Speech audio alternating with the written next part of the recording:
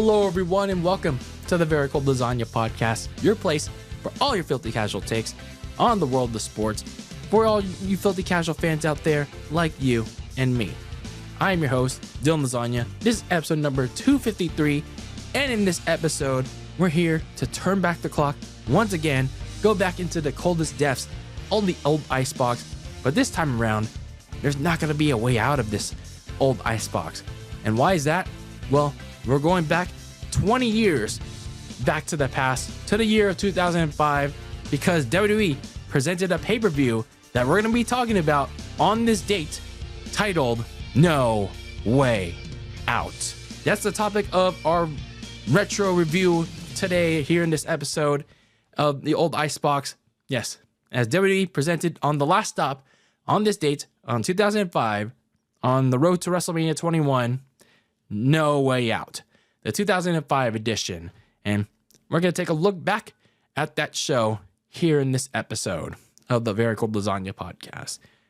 So before we do, a little bit of housekeeping before we get started with this episode here today. Make sure you follow Very Cold Lasagna on social media, whether it's on Twitter, Instagram, preferably both, at Very Cold Lasagna. And make sure, for all my audio listeners out there, make sure to continue on tuning in whenever you're on the go and wherever you get your podcast, whether it's on Apple or Spotify. And for people watching this on YouTube, smash the like button, smash the subscribe button if you're not subscribed already, which you should, by the way.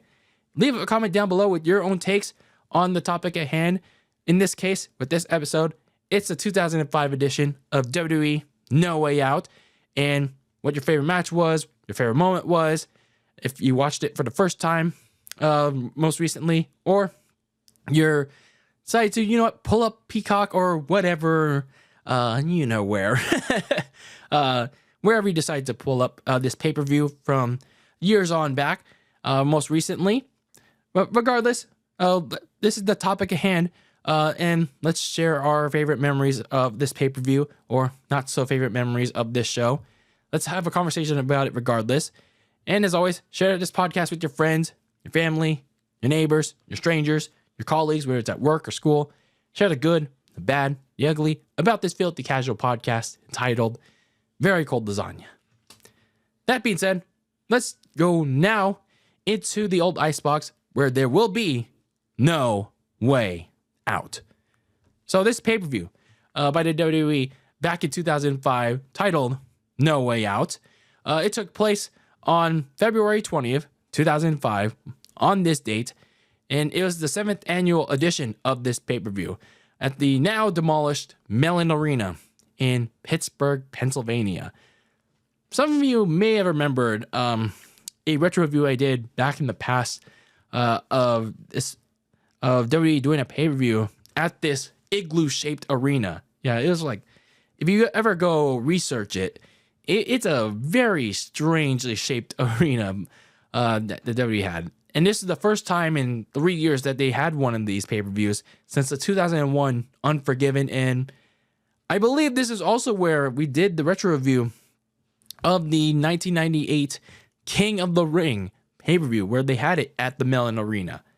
Yeah, we all remember that Hell in a Cell match with The Undertaker and Mankind at that Mellon Arena. But yeah, you want to go check out that retro review? Shameless plug. You can do that after this episode. So anyway, with this pay-per-view that happened 20 years ago, as often during this time frame, the original WWE brand split was still in effect, which split the roster up into WWE's two shows, Raw and Smackdown. That was still in effect at the time. The split also applied to pay-per-views, or as the cool kids like to say nowadays, PLEs, premium live events. But that name wasn't in effect at the time. Us real cool kids had the honor of saying pay-per-views. So when it comes to this, most pay-per-views were brand exclusive. So like this one, for example, No Way Out was exclusive to Smackdown, which was the case the previous year as well. So despite the original brand split, though, in contrast to the year prior, one of the major storylines heading into the show was a certain Royal Rumble winner. A certain Royal Rumble winner by the name of Dave Bautista from Monday Night Raw. He was set to appear on this show because he was building up a little bit of a story. He's building up a little bit of a story with the WWE Champion JBL. Or so we thought. Oh, so we thought. But anyway, we'll continue to talk about it as we continue on with this show. And then, of course, going into this show is best remembered, or maybe not so best remembered, for the first and so far only barbed wire steel cage match in WWE history. So what exactly is that barbed wire steel cage match? We'll talk about it as well. That was the main event of the show. So we'll talk about what exactly that barbed wire steel cage match is, how exactly WWE pulled that off as we go through into this retro review of the 2005 7th annual No Way Out pay-per-view. So, yeah, this was a very interesting time for the WWE. They're on the road to WrestleMania 21 in Hollywood. The last pay-per-view stop before WrestleMania 21 was probably going to be a significant shift for the WWE when it comes to who is going to be their franchise players, who is going to be the new faces of the WWE during that time, and whether they're ready to make that shift.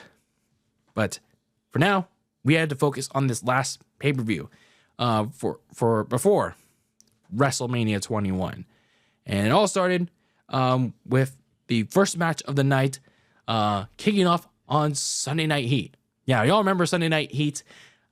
As you're trying to watch it on Spike TV or MTV, whatever channel it was on free TV, and you're trying to search around your homes, and you're trying to find the credit card or lack thereof, or trying to call your cable provider, or you're trying to find Mama, Dada, I need one or both, the card, the phone, to call the cable provider so I can order the pay-per-view No Way Out, so I can see what's going to happen on the last stop on the road to WrestleMania. So while you're doing that, you're watching Michael Cole and Taz try to hype you up for this show. At least Taz is doing a decent job of it. Michael Cole during this time, not so much. But anyway, there's a match towards the end of the Sunday Night Heat pre-show going on Spike or MTV, whichever channel it was on.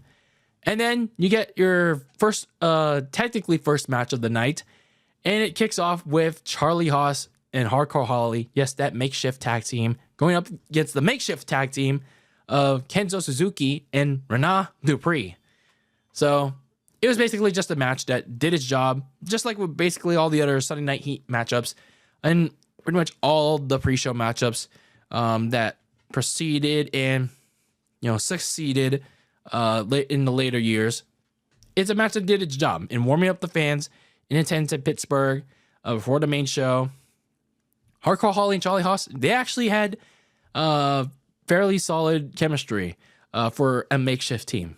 They pretty much dominated this pre-show match. They really didn't. They pretty much didn't look too lost in the shuffle or get beaten down all that much. So the finish of this match saw Rena Dupree break up a pin from Hardcore Holly on Kenzo Suzuki, but Dupree got taken out when Holly reversed an Irish whip into Charlie Haas. Charlie Haas back body dropped him over the top rope. So with Dupree out, Hardcore Holly hit the Alabama Slam on Suzuki for the 1-2-3. Pretty much a basic matchup to, like I said, get everyone warmed up for the matches to go into the night with this show. So the real show kicked off with the WWE Tag Team Champions Doug and Danny Basham going up against the team of Eddie Guerrero and Rey Mysterio. This was the real opener of the night as JBL's cabinet members defended their titles against probably one of the big dream teams at the time, Eddie Guerrero and Rey Mysterio. And yeah, this is basically Rey Mysterio's rematch clause for the tag titles that he lost, I'd say, a month or two prior, when when his previous partner, RVD, and him lost the titles to the Bashams at first. But Michael Cole talked about it on commentary that RVD had been out with injury since the month prior. So Rey Mysterio had an opportunity to pick a partner to go along with this rematch, and he picked Eddie for this tag title rematch against the Bashams. So, yeah, not a whole lot of setup for this matchup, but for a match with not a lot of setup for the opener, I say it was pretty solid. It started off a little slow though, but I understood why. It played up the story of building up anticipation for Eddie's hot tag with Rey, who took a beating for pretty much more than half of this match. And to be honest, I kind of liked it. How we got to building up anticipation for Rey finally getting the hot tag to Eddie.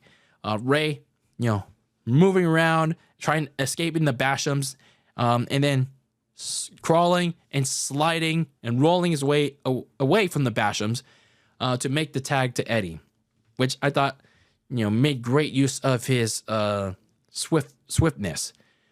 However, it was also during this time though that Rey was really starting to pile on the deadbeat dad allegations, even before they came to light in the most recent years during the 2020s, like when they started 2 years ago by his own son Dominic. Anyway, he stopped Eddie from using the tag team titles to cheat, only for him to later throw one of them to Eddie in the finishing sequence to win the match. I'm like, what is he doing? I thought Rey was had a moral high ground, but of course the deadbeat. Even though I love me some Rey, he's gonna be my forever GOAT. Just couldn't stay away from being a deadbeat before he was officially labeled a deadbeat. But anyway, it was still a wonderful sight, nonetheless, to see these two of the best high-flying wrestlers team up together, win tag team gold, and get it off the Bashams at the time. So I really like this dream team, coming together. But as history dictated, they had even bigger plans in store when Hollywood came calling their name in a month's time for a WrestleMania a dream match that was eventually gonna come to light. A little unfortunate that they didn't get to defend their tag team titles at WrestleMania, but that's gonna be another story potentially for another time maybe. So Rey and Eddie win the tag team titles, two best friends coming together and winning gold together. So solid stuff to open up this pay-per-view. But yeah, the next match though, not so much. The next match, that was pretty much the opposite of how you want to set the tone for your show. And that was Booker T taking on Heidenreich, a match that was made pretty much 3 days prior on Smackdown. Very little setup when Heidenreich was just, laughing at Booker T for losing his semifinal matchup, a hard-fought semifinal matchup in that WWE title tournament, which we'll talk about later on, to John Cena. And then, Heidenreich, who had this psychotic gimmick at the time, and he was just basically laughing at Booker T, and that's how we got this matchup. So, not a whole lot of setup for this matchup, not a whole lot of expectations for this one. You knew how this matchup was going to go when, before the match even started, Heidenreich read another one of his disaster piece poems, which pretty much described how this matchup was going to go and why it shouldn't have been on the pay-per-view in the first place. But to be fair, it wasn't even the worst match ever produced, but it's one that should have been more suited for regular TV on UPN, especially when you look at the finish. But we'll get to there in a second. So the match itself, I don't know. You saw Booker T throw Heidenreich over the top rope and just pretty much beat up on him all over ringside until you have Heidenreich hit him with the steel chair in the throat. Yeah, that was basically the finish of the match. Now, that would have been fine. That would have been fine if Heidenreich, used that to his advantage, rolled Booker T in the ring, hit his finisher, 1, 2, 3. Heidenreich wins the match that way. But no, the dumbass did it with the referee looking at him. He did it and he hit Booker T in the throat with the steel chair in plain sight of the referee.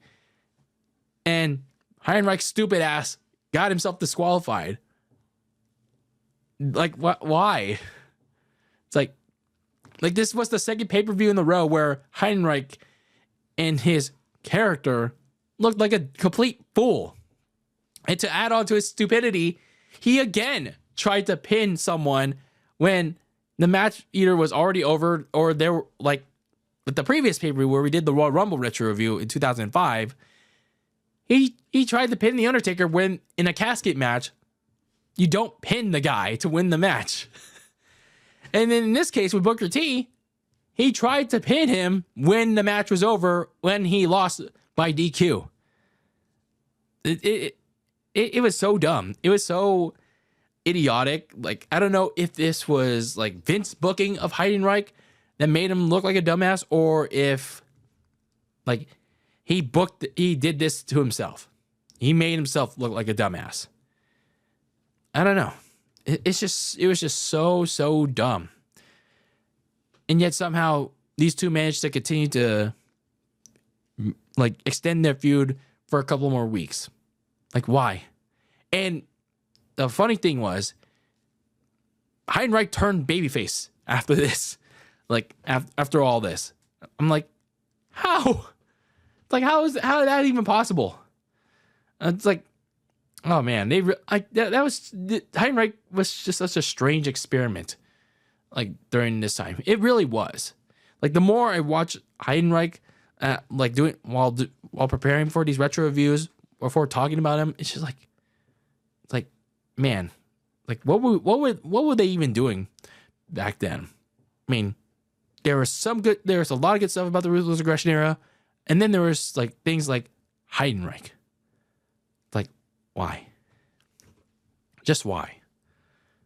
So moving on from that atrocity of a match, and then we go on to the Cruiserweight Championship Open. Your participants included the champion Funaki defending his title against Akiyo, Paul London, Shannon Moore, Spike Dudley, and Chavo Guerrero. So for those of you unfamiliar with the Cruiserweight Championship Open, there was one of these back at WrestleMania 20 the previous year, which I also talked about in that retro review. Shameless plug, by the way. Go check that out after this episode. Listen to that retro review on the podcast. Shameless plug.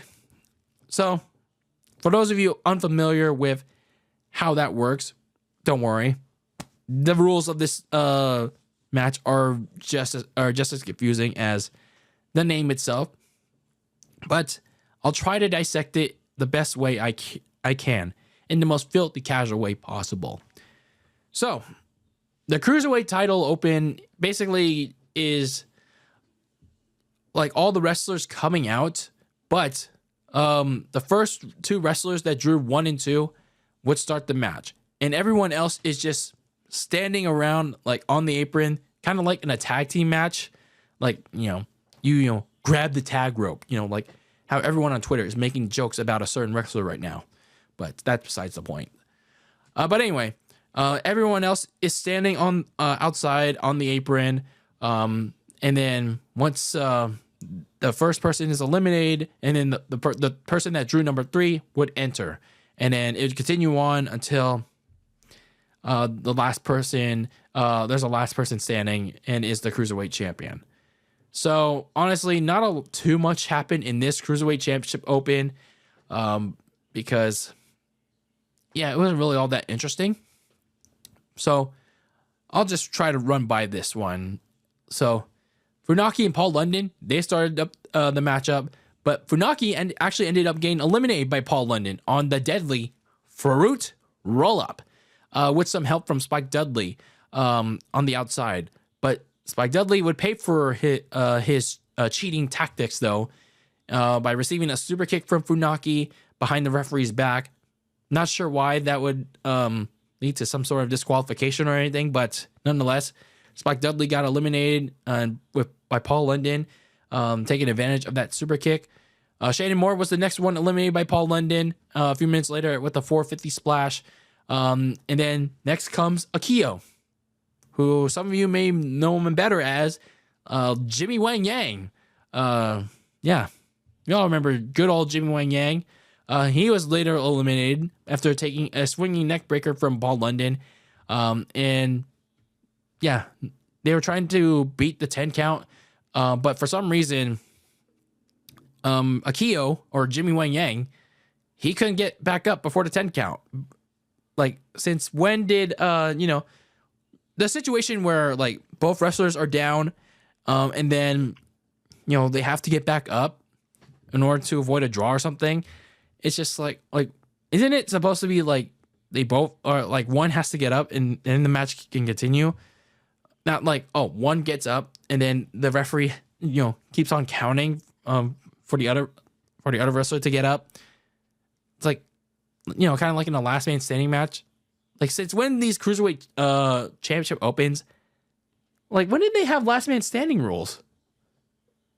That's pretty confusing. Like, I didn't get that part. Like, I didn't really get the part where, Jimmy Wang Yang or Akio, he was struggling to get up before the 10 count. He was trying to get up, but he couldn't. And then that's how he got eliminated. It's like, huh? Like, that was confusing. So, obviously, Chavo Guerrero was the last person to enter. But Paul London, he is clearly the longest one in there. He had the most eliminations. And Chavo thought he was going to have a guaranteed victory in this one. But London, no, he would have to make him earn it. He had to make him earn if he wanted to get that cruiserweight title. And he put on a furious rally. Unfortunately for Paul London, after reversing a suplex attempt, he tried to use the deadly fruit roll-up, only to have that fruit roll-up countered into Chavo Guerrero's own fruit roll-up with a handful of ropes. Kind of like how, the previous year, No Way Out, where Chavo won the Cruiserweight title. As once again, using the deadly fruit roll-up with a handful of cheating, Chavo Guerrero won the Cruiserweight Championship. Pretty ironic how Chavo Guerrero won the exact same title in pretty similar fashion that he did a year ago. The more things change, the more things stay the same back then with the Cruiserweight division back in 2005. Chavo Guerrero stealing titles with fruit roll-ups in pretty much the most similar way imaginable. I mean, hey, like that was how the Guerrero family was. Lying, cheating, stealing. Even if you're the less interesting Guerrero. Even if you're the less interesting one in Chavo. But, I mean, the match was whatever. I mean, I personally didn't care for it. But it's just kind of... I just found that part pretty ironic. Chavo, pretty much winning in the most similar fashion that he did a year prior against Rey Mysterio, except this time it's Paul London in a Cruiserweight Championship Open match. Like, wow, they could have come up with anything different, I guess. So the next matchup we had was The Undertaker taking on Luther, not Roman Reigns. Yeah, before there was a Roman Reigns, we had Luther Reigns. So, yeah, why was this matchup on the card exactly? Well, let me tell you why. Because at least there was a little bit of backstory behind this one. So, Luther, not Roman Reigns, at the request of Kurt Angle, interfered in the Undertaker's #1 Contenders tournament first round matchup, and he prevented him from advancing by hugging him. He hugged his legs while the referee was not looking, and the Undertaker lost by countout. So the next week, you had Luther Reigns calling out the Undertaker, and he claimed he wasn't scared of him or his scare tactics. So the Undertaker challenged him to a match at No Way Out, and Luther Reigns accepted that match. And then 3 days before No Way Out, he cut another promo, and then that same night, after Undertaker beat his partner Mark Jindrak, Luther Reigns hit him with a TV camera in the literally in the back of the head. It was like a hard hit with the TV camera. But Undertaker, he quickly got his butt back up, and he chased Luther Reigns to the back. And yeah, that's pretty much that. Like, they were really trying to push like Luther Reigns and Mark Jindrak back in the day. But I mean, yeah, that's pretty much how it was during these days. So before the match started, you had and before Undertaker came out, Mark Jindrak was ejected by the referee because Jindrak was just, I don't know, he was just trying to assert himself, assert his dominance to the ref, and the ref was just like, yeah, you're not gonna have that bullshit in front of me, pal. So you're out of here. And for the match itself, probably like one of the most boring matches I've ever seen in my life. Like, literally, like, you go watch this pay-per-view, and like, my God, it's like my word. It's like as if, like, you know, a bunch of flips, kicks, all that bullshit, like didn't bore me enough. Oh, I'm like, no, this match is even worse. Like on all the flips, kicks, and bullshit. Like, Luther Reigns, he really slows down. Seeing like his kind of match for the first time ever. I don't know if it's just this type of match or it's just his style in general. He really slowed down this match to a major crawl, using a lot of submission holds on the Undertaker. Honestly, if you really think about it, the Undertaker should have been whooping his ass. It's like when I look at Luther Reigns, and when I saw him cut a promo during that promo package, it's like I didn't really see the point of Vince trying to push this guy, even as a part of Team Angle back in 2005. It's like, why are you trying to push this guy so hard? Like, the man didn't even make it to the video game later at the end of the year. It's like, why? It's like, it made no sense. It's like the man pushed this match to the 10 past the 10-minute mark. Like, how is this match yet past 10 minutes? Like, this made no sense. It was so damn boring. Like, the Undertaker should have been kicking his ass. Sure, Luther Reigns, okay, get a little bit of offense in, but at least make it interesting.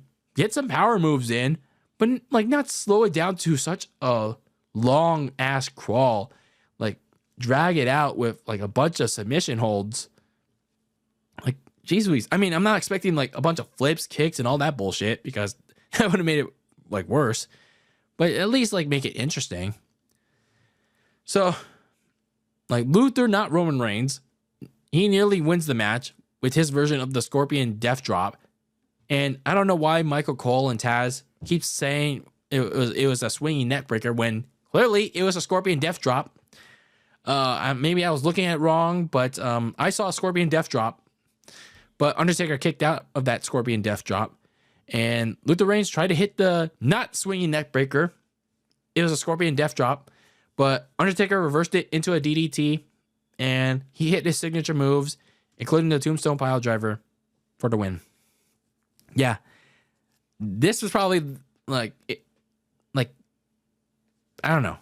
It's either this match or Booker T versus Heinrich as the worst match of the night. Like, probably Booker T and Heinrich had the worst finish, but nah, I'd say this was the worst match of the night. Like, this match served no purpose, like, at all. Like, this match was so damn slow. It just dragged on for no actual damn reason at all. Look, I get it. Vince probably want Undertaker on the card, because like he needed to buy time for Undertaker's WrestleMania opponents, but you couldn't have used him like in a better way at the time. Coming off that Heinrich feud, like really, like there was no other use for the Undertaker for other than just this filler crap. Really, it's like goddamn. All right, I don't want to talk about this match anymore. As we move on to the first of two main event matchups, and both of them are pretty important, as John Cena, the United States champion, took on the Olympic gold medalist, Kurt Angle, in the WWE Championship #1 Contender Tournament Final. The general manager, Teddy Long, he first announced this tournament on the Smackdown after the Royal Rumble, because, well, Batista, he won the Royal Rumble on the Raw side, and Teddy Long felt like, well, JBL's going to need a #1 contender for WrestleMania. So they didn't use the Elimination Chamber at No Way Out, and rightfully so. And instead of using the Elimination Chamber, and rightfully so, Teddy Long decided to create a tournament. A tournament to determine JBL's #1 contender for the WWE Championship at WrestleMania 21.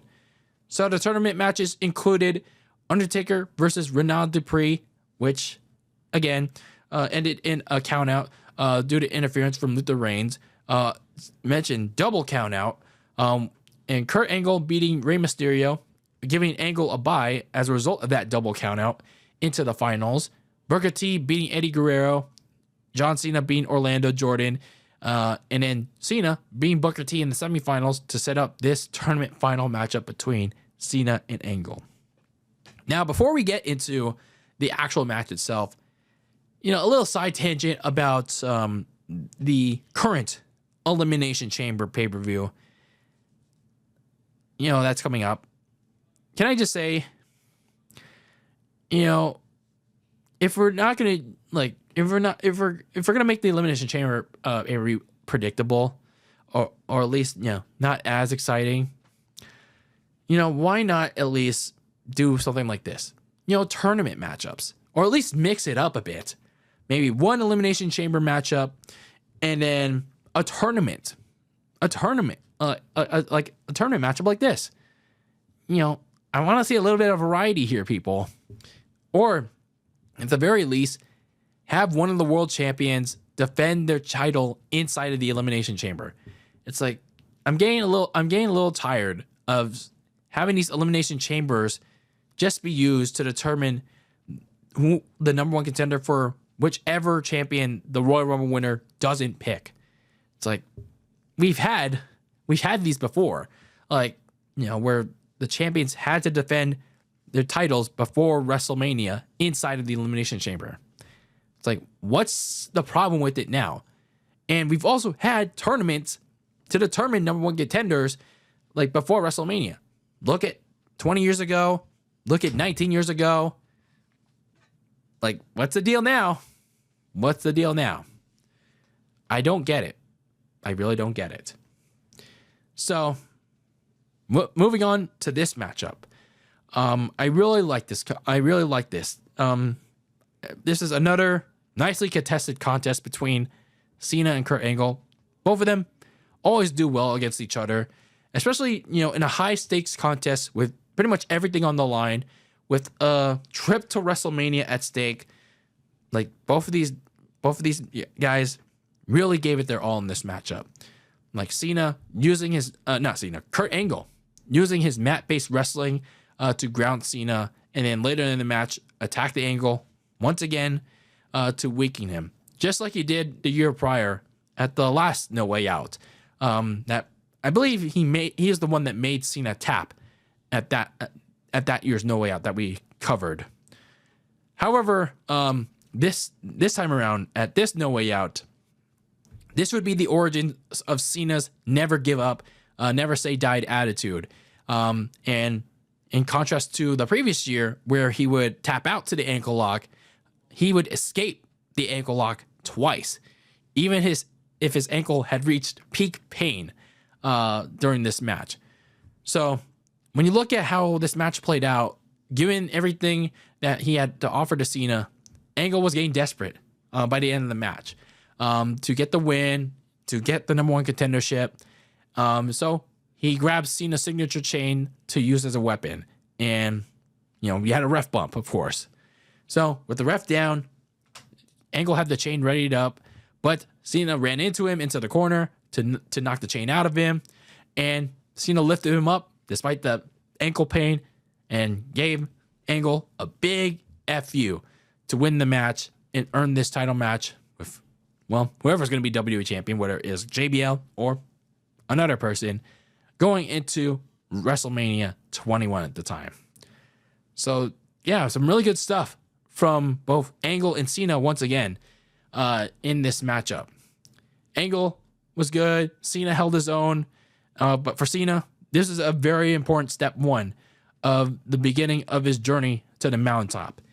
He did good at the Royal Rumble, but he came up just a bit short. But this time around, a couple weeks later, he redeemed himself and got his crack for his world title match at WrestleMania 21. And again, what was step one of the beginning of his journey to the mountaintop.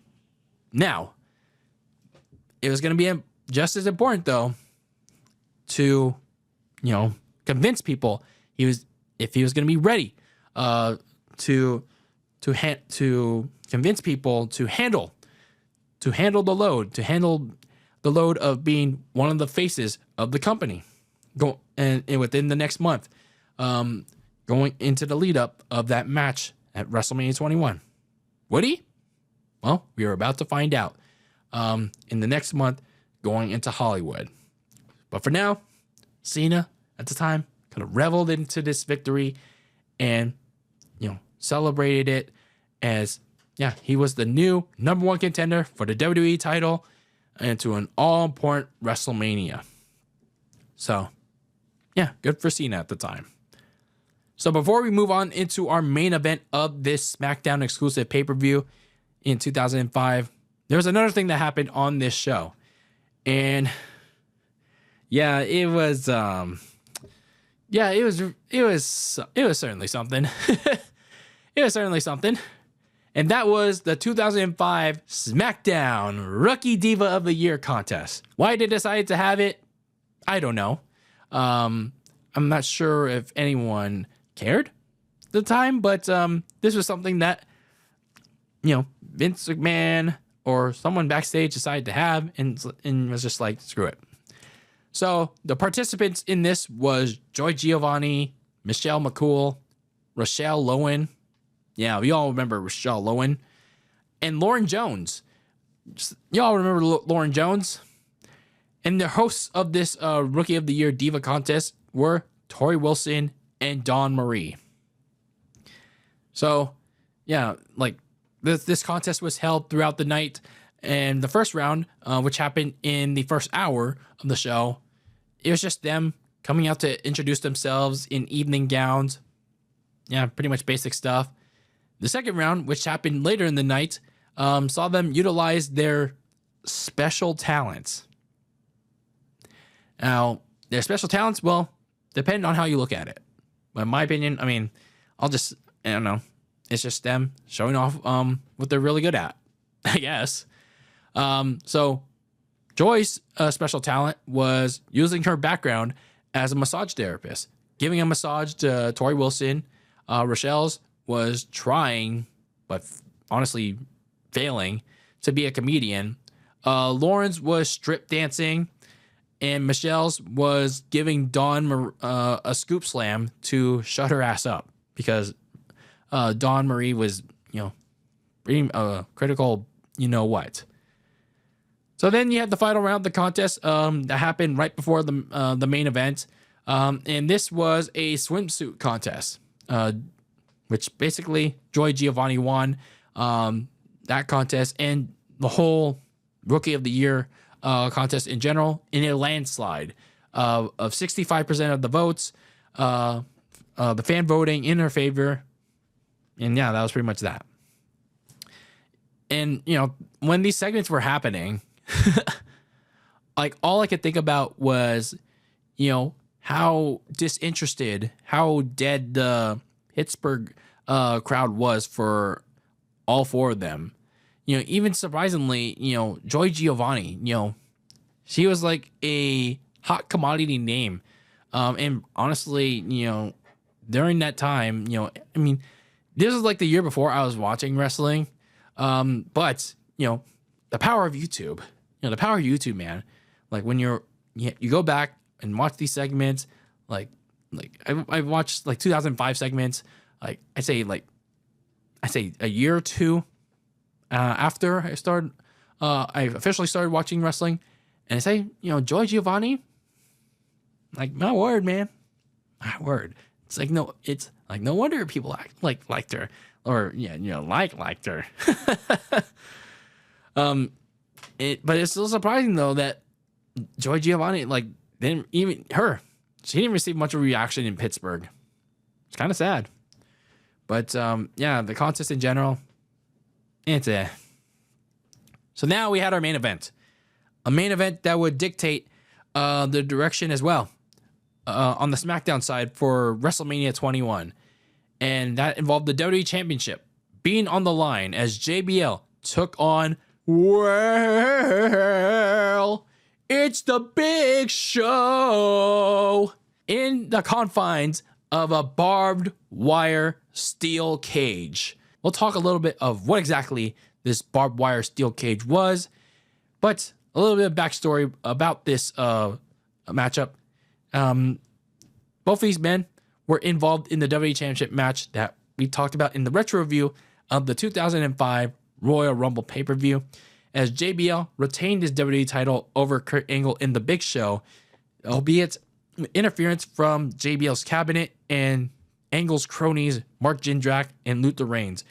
Jindrak and Luther, they attacked the Big Show outside of the ring as Big Show was about to win the match by pinning Angle, but, well, the Angle cronies, Jindrak and Luther, they took out the ref. They dragged Big Show outside the ring. Big Show was taking them out, but then Orlando Jordan drugged JBL back into the ring, and JBL, for as dazed as he was, because remember, JBL took a big spear through the barricade from Big Show, and Orlando Jordan revived him just a little bit enough to give Kurt Angle a clothesline from hell, and that's how he retained the title, as Big Show ran in a little too late, he lost that match to JBL. But as JBL raided Teddy Long and Eric Bischoff's office later that night, celebrating with champagne as he won the Super Bowl or something, Teddy Long announced later that night that JBL would defend his title at No Way Out against the Big Show in this match. A barbed wire steel cage match to ensure no outside interference. However, JBL also had to contend with the Royal Rumble winner from Monday Night Raw, Batista, who was also a major talking point of this night. Teddy Long was expecting Batista as well, because as the Royal Rumble winner, Batista had the option to go after JBL's title. And also remember, at the time, Triple H was pretty much doing everything in his power to do such, because, yeah, like, we all remember what was happening during this time. We all know what was going on with Evolution during this time, and the whole World Heavyweight title fiasco between Batista and Triple H. We just weren't egged on to it all just yet. So 3 days prior, you had Batista raid SmackDown and destroy JBL's limo, because a couple of days prior to that, Batista destroying JBL's limo, JBL seemingly used his own limo to try and run over Batista, and Batista retaliated on the SmackDown before the pay-per-view. But again, this was all to buy time before Batista chose who he was really going after over on Monday Night Raw. Like I said, keep in mind what was going on with Triple H, what was going on with him and Batista, but Triple H just didn't know it quite yet. So now let's talk about the match itself. Let's talk about this barbed wire steel cage match itself, because we all saw how the steel cage was in those promo packages, in the poster, and 20 years later, it's still, I mean, the concept itself, it seems all right. And when it's done, when it was executed though, I don't know, I have a little bit of mixed feelings. I really do. Because the steel cage was structured in such a way where only the top of the cage had the barbed wire. And I watched this match at least a couple of times, and yeah, part of me is like a little disappointed about that, because it felt cheap. It felt like Vince cheaped out on the potential of this cage. When, like, I mean, I don't want. Maybe it's me that thinking that, okay, maybe Vince just doesn't want to get his top guys getting hurt before WrestleMania. But at the same time, it's just like, you could have had the whole cage decked out in barbed wire, not just the roof. You could have had the walls decked out in barbed wire. I mean, yeah, like Vince had to make full use of the stipulation. Like, don't half-ass it. And normally, like even during this time, back in 2005, where Vince wasn't one to half-ass things. Like, this wasn't the Vince that just didn't phone it in yet. That was like 10 to 15 years later Vince. But this Vince, during 2005, he didn't half-ass things. But for whatever reason, he just overlooked this barbed wire stipulation. He only was like, okay, let's just do the top. I don't know. Maybe y'all can enlighten me in the comments on YouTube, or comment on one of the social media posts in regards to the episode post on why exactly the barbed wire steel cage stip, the structure, why it was only the top of the cage that had the barbed wire, because I would certainly like to know. So I would also like to know, like, why it still had the pinfall in submission, the pinfall submission rule, because this also should have been like a cage match where it should have had the escape the cage only stipulation. Like they should have found a way. Like it's called No Way Out for a reason. And if you're gonna have a steel cage match with the barbed wire, then there only has to be one rule, and that's escape the cage. You got it. You have to win by escaping the cage only. Like, it was weird that they also kept the pinfall in submission, and I still kind of don't like that in the modern, like, WWE and even the AEW steel cage matches. But it's honestly, I don't know. No, it's not whatever. I kind of don't like that either. But it's like how they want to do it, but it's not for me.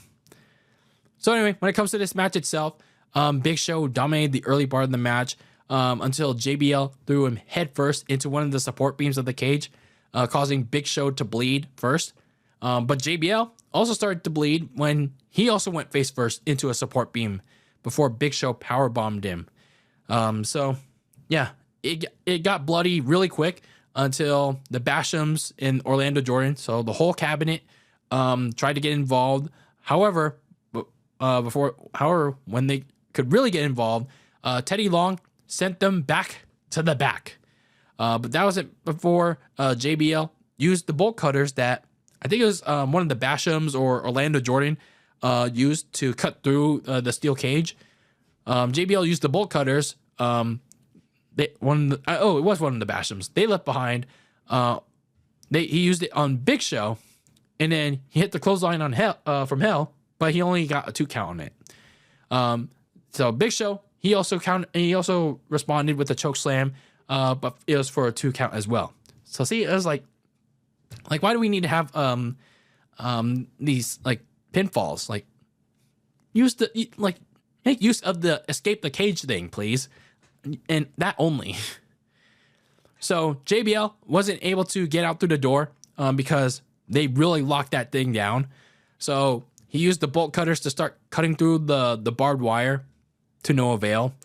So Big Show caught him up in the corner for a giant choke slam that put JBL through the ring canvas. And honestly, it finally woke up the Pittsburgh crowd. Like, the crowd was, like, they were already dead throughout the night, other than the opening tag team match with the Bashams and Ray and Eddie. But yeah, the middle portion of the show, before the WWE title match, the number one contender match at least, yeah, those matches killed the mood of the crowd. But yeah, that giant choke slam that put JBL through the ring canvas, it finally woke them back up. So Big Show, he broke the solid steel chain of the door. He was able to do that because, well, it's the Big Show. And it seemed like he was going to be going to Hollywood as the new WWE champion. Because, well, he just waltzed down the steel steps, and it seemed like he was crowned the new WWE champion when the bell rang. However, Tony Schimmel, the ring announcer, announced that here's your winner, and still your WWE champion was John Bradshaw Layfield. Why exactly was that?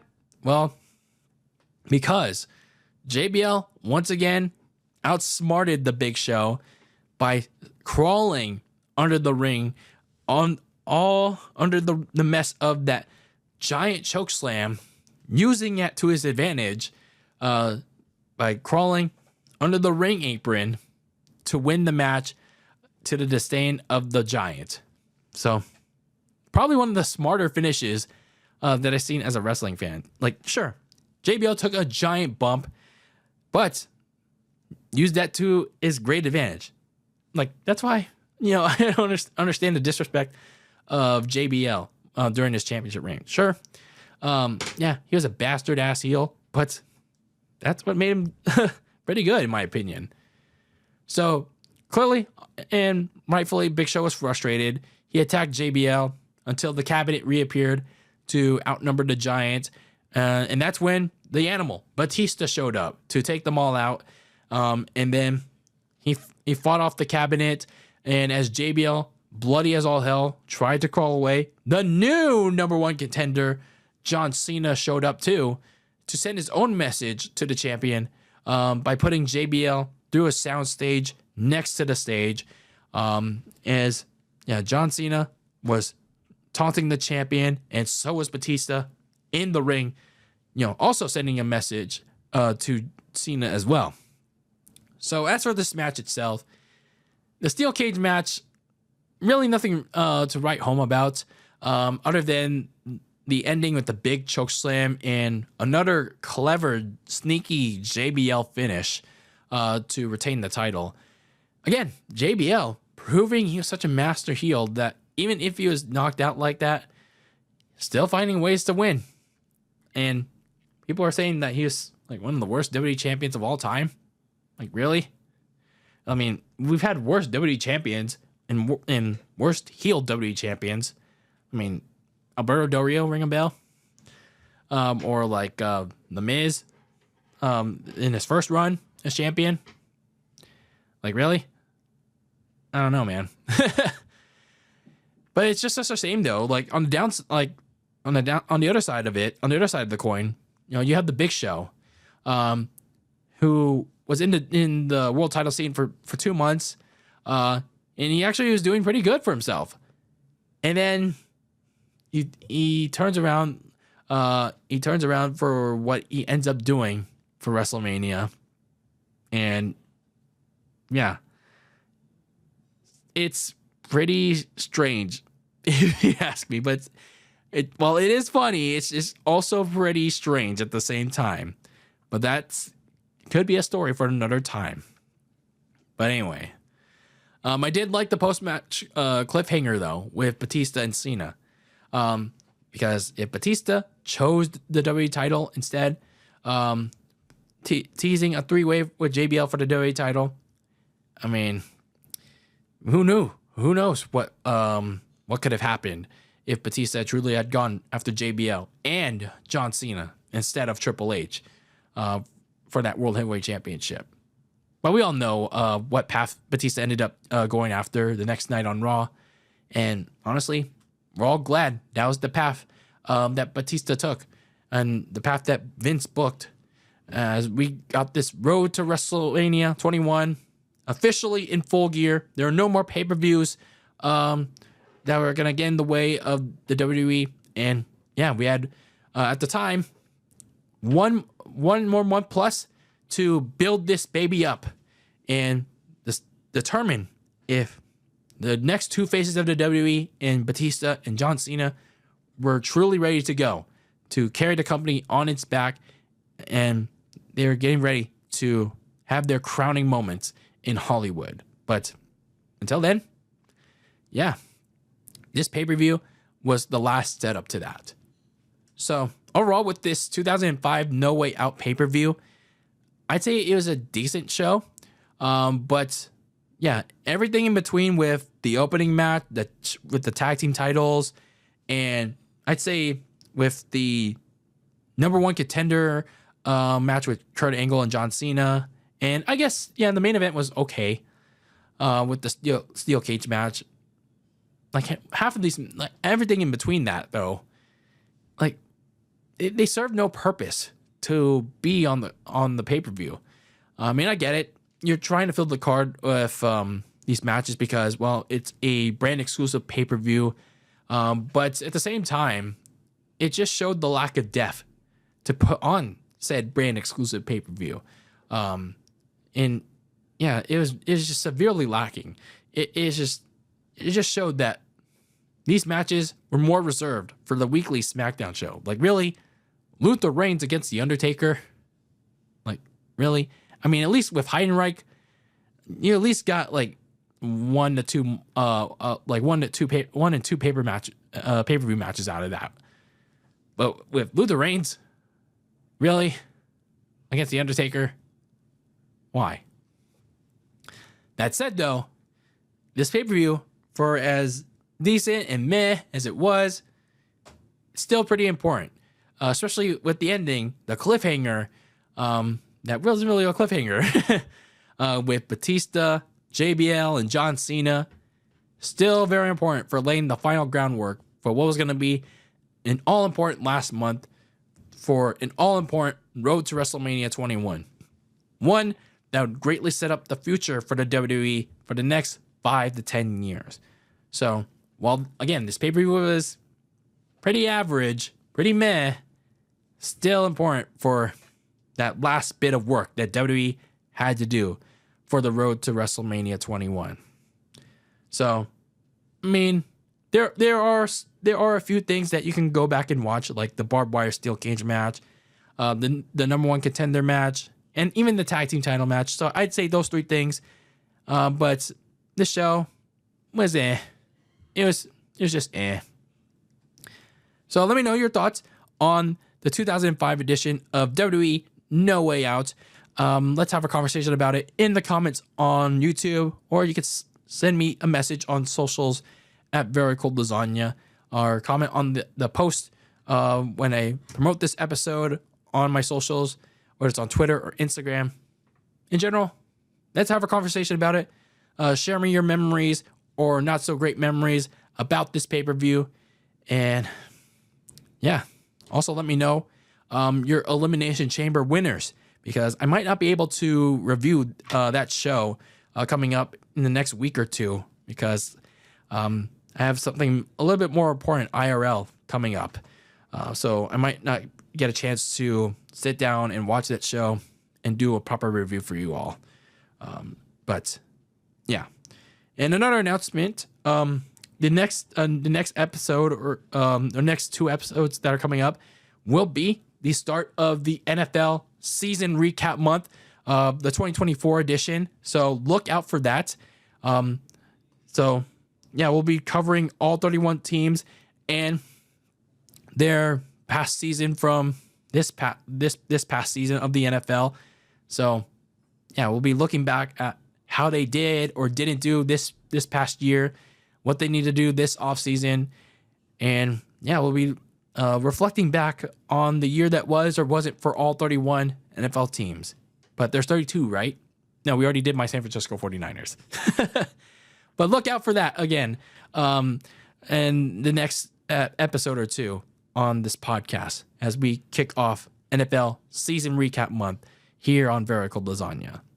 But until then, thank you for tuning in to this episode of Very Cold Lasagna, closing the Old Icebox once again with another retro review in the books with the 2005 edition of WWE No Way Out.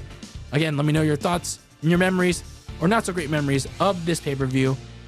And until the next one, keep the lasagna very cold in the fridge with your takes on the world of sports. And until I see you, when I see you in the next one, peace out.